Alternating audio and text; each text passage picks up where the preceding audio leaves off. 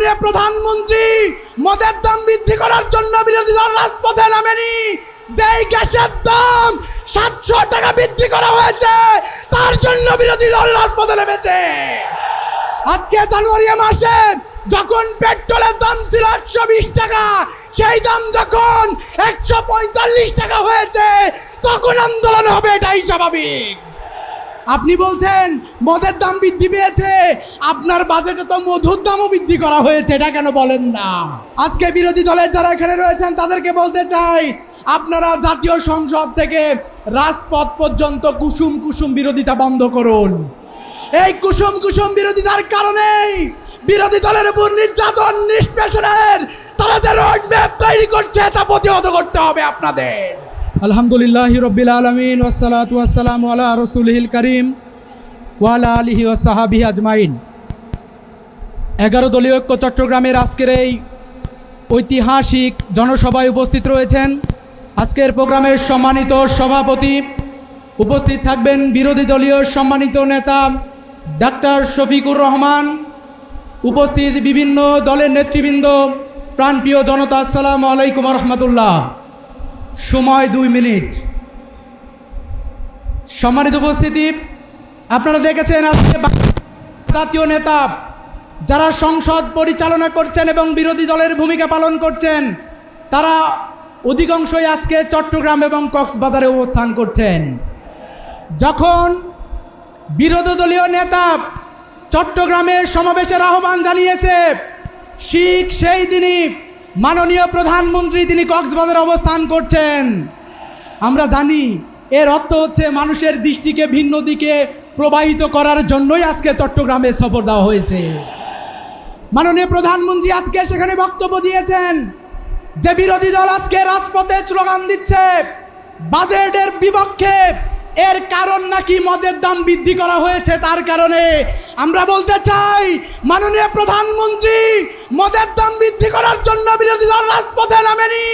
যেই গ্যাসের দাম 700 টাকা বৃদ্ধি করা হয়েছে তার জন্য বিরোধী দল রাজপথে নেমেছে।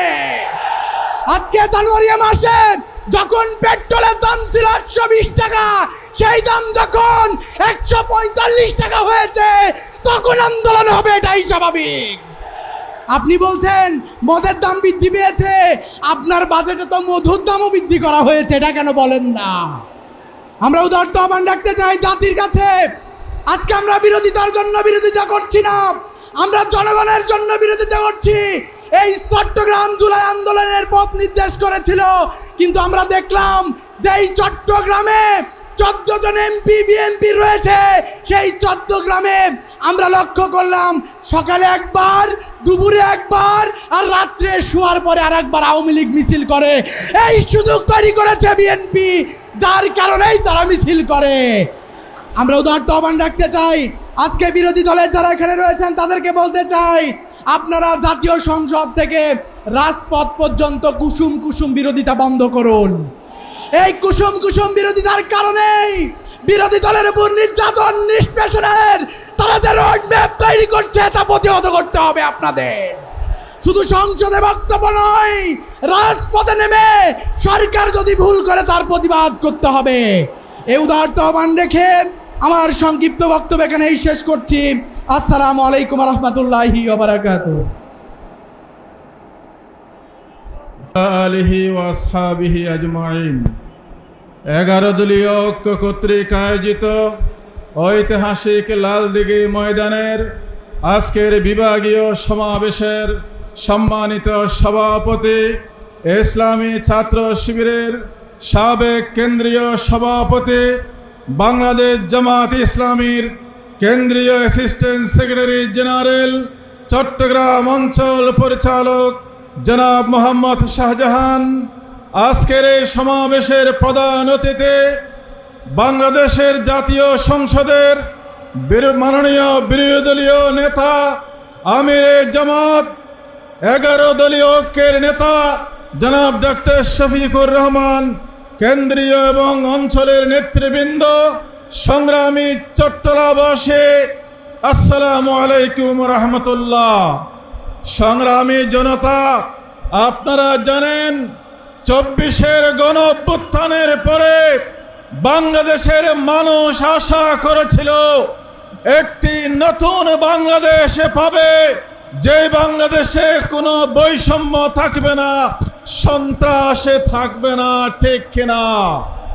নির্বাচনের মধ্য দিয়ে 2/3 সংখ্যাগরিষ্ঠতা পেয়ে বর্তমান সরকার দলে বিএনপি যেভাবে আবার কাজ শুরু করেছে, দেশে এখন নব্য ফেসিবাদের পদধ্বনি শোনা যাচ্ছে। আমরা জানি আগে যখন কোথাও ডাকাতি হতো তখন মানুষের সম্পদ লুণ্ঠন করা হতো, আর বিএনপি সরকার আসার পরে এখন ডাকাতি হলে শুধু সম্পদ লুট হয় না, আমাদের মা বোনের ইজ্জত লুট করা হয়। স্বরাষ্ট্রমন্ত্রীর চকরিয়ায় একটি বাড়িতে ডাকাতি হয়েছে, সেই বাড়ির মা এবং মেয়েকে একসাথে দর্শন করা হয়েছে। যে নব্য জাহেলিয়াতে শুরু হয়েছে সেটা আগের জাহেলিয়াতকেও হার মানিয়ে যাচ্ছে। পর্যটন নগরী কক্সবাজার, সীমান্ত উপজেলা টেকনাফ আজকে সন্ত্রাসী, অপহরণকারী, ডাকাত আর মাদক সাম্রাজ্যে পরিণত হয়েছে। তাই আজকে গারদারের পক্ষ থেকে আমরা আহ্বান জানাচ্ছি গোড়া চট্টগ্রাম বিভাগের সকল সংগ্রামী জনতাকে, আসুন যে কোনো নব্য ফেসিবাদকে রুখে দিতে জুলাইয়ের চেতনা ধারণ করে আবারও রাজপথে দাঁড়াবো ইনশাআল্লাহ। কেউ ফেসিবাদ হয়ে আসতে চাইলে আমরা জুলাই যুদ্ধ হয়ে তার মোকাবেলা করবো ইনশাআল্লাহ। সংগ্রাম চলছে, সংগ্রাম চলবে ইনশাআল্লাহ। বাংলাদেশ জিন্দাবাদ। আসসালামু আলাইকুম রহমতুল্লাহ। সদস্যবৃন্দ, সংগ্রামী বীর চট্টলাবাসী, আসসালামু আলাইকুম রহমতুল্লাহি ওয়া বারাকাতুহু। আজকের এই লালদিঘি মাঠে দাঁড়িয়ে শহীদ আল্লামা সাঈদীর কথা খুব মনে পড়ছে।